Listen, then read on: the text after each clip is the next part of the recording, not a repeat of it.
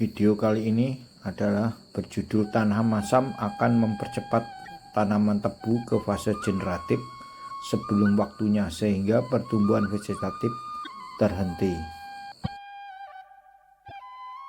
Berada di Krokeh, Kabupaten Madiun, 28 April 2023. Tebu umur 6-7 bulan sudah masuk ke fase generatif yang mestinya masih di fase vegetatif sehingga pembesaran batang itu terhenti dan berpotensi protasnya juga tidak akan bertambah dengan bersamaan dengan waktu sampai ke umur tebang. Coba kita ukur pH tanahnya. Terlihat menunjukkan di angka 3,5 pH-nya. Berikut kami survei kebun lain.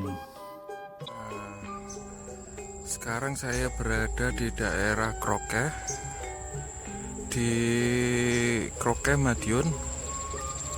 Nah, ini pemilik lahannya Pak Jaiman. Nah, saya ini mau mengukur pH tanah yang tebunya keluar ini bunganya atau payarannya. Nah, ini sama ini nih.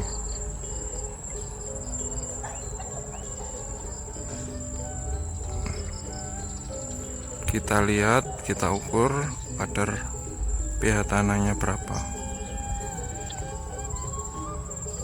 Nah, sampai sekarang ini. Ini pH tanahnya 4,2, sama dengan yang sampingnya tadi. Lahannya Bapak Jaiman.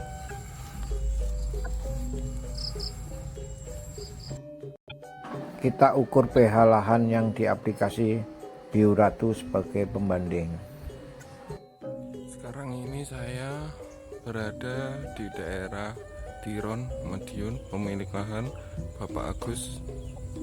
Nah, saya sekarang ini mau mengamati pH tanahnya di tebunya Bapak Agus. Nah, tebu ini yang sudah memakai Bioratu. Ini tanaman tebu awal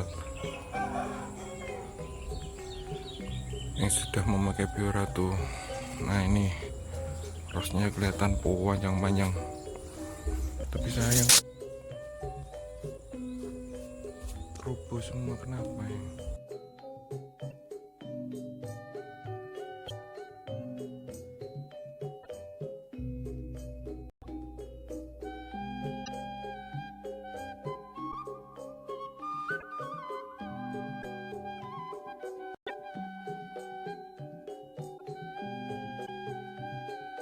Nah, ini pemirsa bisa lihat tebu umur 10 bulan masih belum keluar bunga, artinya masih di fase vegetatif sehingga masih ada pembesaran dan perpanjangan batang tebunya.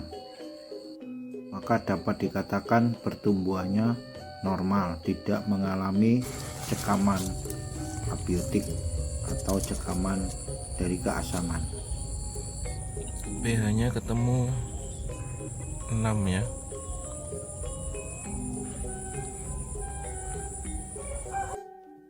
Dengan pH menunjukkan di angka 6 berarti hara tersedia sudah cukup maksimal, dari pemupukan bisa terjerat secara maksimal. Hal ini mengacu kepada tabel efek pH tanah terhadap kenaikan hara tersedia yang bisa pemirsa lihat. Dengan pH 4 pada lahan yang tidak menggunakan Bioratu, maka hara tersedianya juga sangat kecil seperti bisa pemirsa lihat di yang saya bulat-bulat. Pada lahan demplot yang menggunakan Bioratu terlihat hara tersedianya mendekati maksimal. Nah, ini berarti penggunaan pupuk bisa dijerat secara maksimal oleh akar tanaman karena pH-nya mendekati normal. Maka pupuk yang diberikan atau diaplikasikan, maksud saya pupuk kimia, akan bisa dijerat secara maksimal. Jadi kehilangan pupuk dari pemupukan itu menjadi sedikit sekali. Inilah yang bisa saya katakan, dengan pH yang normal maka kehilangan pupuk kimia dari pemupukan kimia dari luar akan bisa dihindari. Saya ibaratkan pH rendah itu kita minum dengan gelas yang kecil. Dengan pH yang normal itu kita seperti minum di gelas yang besar, sehingga kehausan yang kita alami bisa tercukupi. Saya ibaratkan dengan ember bocor. pH tanah yang rendah, akar akan membuang unsur hara yang diberikan melalui pemupukan seperti yang digambarkan pada ember bocor ini, apabila tidak dalam bentuk yang tersedia unsur haranya. Para pemirsa bisa lihat di tebu yang tanahnya pH-nya 6 itu protasnya akan maksimal. Diameter batang, panjang ros, dan juga tinggi tebu menjadi maksimal. Ini dikarenakan oleh hara tersedia itu mencukupi untuk tebu tumbuh secara maksimal.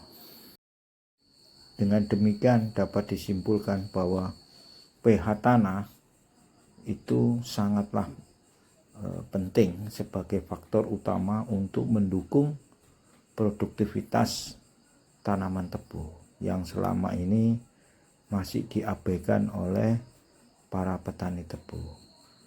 Dengan tayangan ini semoga apa yang saya sampaikan bisa bermanfaat bagi saudara-saudara petani tebu dalam menuju kepada swasembada gula. Terima kasih.